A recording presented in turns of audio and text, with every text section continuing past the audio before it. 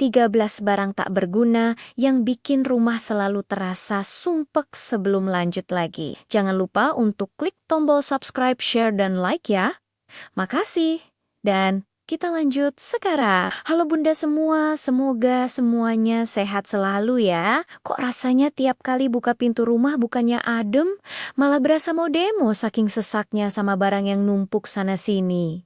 Ya, padahal baru kemarin rasanya kita beberes sampai pinggang mau copot, tapi kok debu dan tumpukan plastik masih saja setia menyapa kayak tagihan bank yang datang tiap awal bulan. Fenomena rumah sumpek ini sebenarnya lagi ramai dibahas di artikel. Gaya hidup minimalis yang bilang kalau lingkungan berantakan itu sumber stres nomor satu buat kita para ibu. Penting banget buat kita bahas ini sekarang, karena kalau dibiarkan terus, lama-lama kita bisa emosi cuma gara-gara lihat tumpukan kotak sepatu yang isinya cuma udara kosong doang. Barang pertama yang paling sering jadi penghuni tetap tanpa izin itu adalah tumpukan wadah plastik yang tutupnya entah terbang kemana. Kita sering banget menyimpan botol bekas laya atau kotak sosis yang katanya mau dipakai buat tempat bumbu, tapi akhirnya cuma berakhir jadi sarang laba-laba di kolong dapur. Bukannya jadi rapi,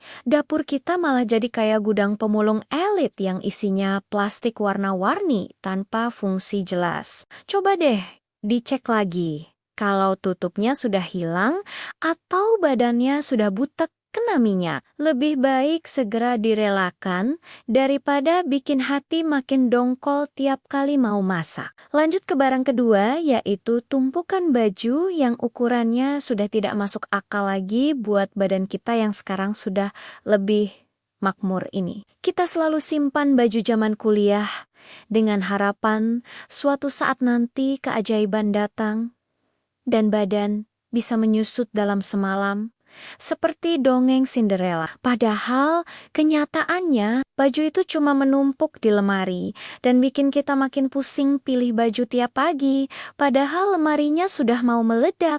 Begitu juga dengan barang ketiga, yaitu handuk lama yang sudah kasar seperti amplas bangunan, tapi masih saja kita simpan dengan alasan buat cadangan. Padahal jujur saja, cadangan untuk siapa? Tamu saja kalau datang pasti kita kasih yang paling bagus. Ujung-ujungnya handuk itu cuma terlipat rapi di lemari. Warnanya sudah pudar, seratnya mengeras, dan setiap kali dipakai rasanya seperti mengelap badan pakai keset tipis versi premium. Sering kali kita menyimpannya karena merasa sayang. Dulu belinya mahal loh, atau masih bisa dipakai kok. Padahal setiap selesai mandi, yang kita cari pasti handuk yang lembut dan nyaman. Yang lama itu cuma jadi penghuni tetap rak paling belakang. Bahkan kadang sudah bau apek karena terlalu lama disimpan tanpa bener-bener dipakai. Ironisnya,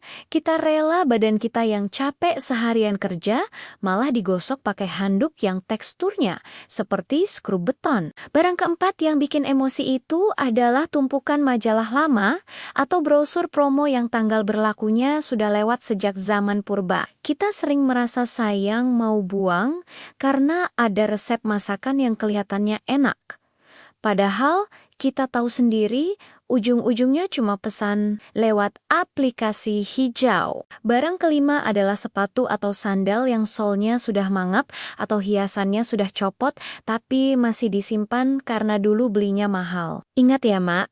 Sepatu rusak itu bukan barang antik yang nilainya makin naik. Itu cuma sampah yang menghalangi jalan kita menuju pintu keluar. Masuk ke urutan keenam, ada tumpukan kabel misterius yang kita sendiri tidak tahu itu kabel buat mengisi daya benda apa. Kita simpan kabel itu selama bertahun-tahun cuma karena takut suatu saat benda aslinya ketemu. Padahal bendanya mungkin sudah dikilaukan sama suami. Barang ketujuh adalah obat-obatan atau vitamin yang sudah lewat masa kadaluarsa, tapi masih nangkring manis di kotak P3K. Bukannya jadi sehat, kalau salah ambil pas lagi pusing, yang ada kita malah makin meriang. Lihat tanggal yang sudah lewat 2 tahun lalu itu. Nomor 8 adalah tumpukan kotak sepatu atau kardus peralatan elektronik yang katanya mau disimpan buat jaga-jaga kalau mau pindah rumah. Masalahnya kita tidak ada rencana pindah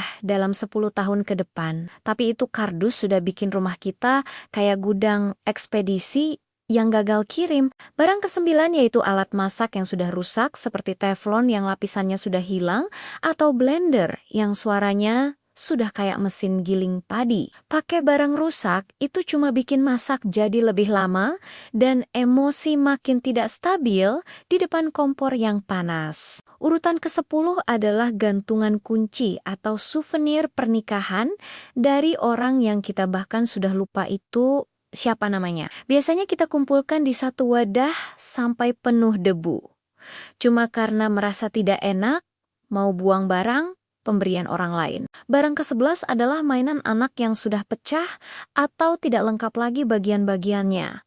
Tapi masih saja dibiarkan berceceran di lantai. Kaki kita sering jadi korban injak potongan mainan itu yang sakitnya melebihi rasa sakit hati pas tahu harga cabai lagi naik selangit. Dua barang terakhir yang tidak kalah bikin sumpek adalah makeup lama yang sudah berubah warna dan spray yang karetnya sudah kendor total. Lipstik yang sudah bau apek atau bedak yang sudah pecah itu cuma bikin meja rias kelihatan kumuh dan tidak estetik sama sekali. Sementara spray kendor cuma bikin kasur kelihatan berantakan terus meski sudah dirapikan, berkali-kali sampai keringatan. Semua barang ini kalau dijumlahkan bisa bikin satu ruangan baru. Kalau kita mau tegas, membuang semua yang sudah tidak memberikan manfaat nyata. Sekarang waktunya kita tarik napas dalam-dalam dan mulai menyisir sudut rumah dengan mata yang lebih tega buat memilah mana kawan mana lawan. Mengurangi barang bukan berarti kita kekurangan, tapi justru memberi ruang buat napas kita jadi lebih lega dan pikiran jadi lebih tenang saat santai. Rumah yang rapi itu investasi kesehatan mental paling murah yang bisa kita usahakan sendiri tanpa perlu bayar terapis mahal-mahal. Mari kita bangun rasa optimis bahwa rumah yang nyaman dan lapang itu bukan cuma mimpi asalkan kita berani melepas yang sudah tidak berguna. Kalau kita mulai cicil dari sekarang, rasanya beban di pundak juga ikut terangkat barang yang kita keluarkan dari pintu depan. Besok pagi pas bangun tidur,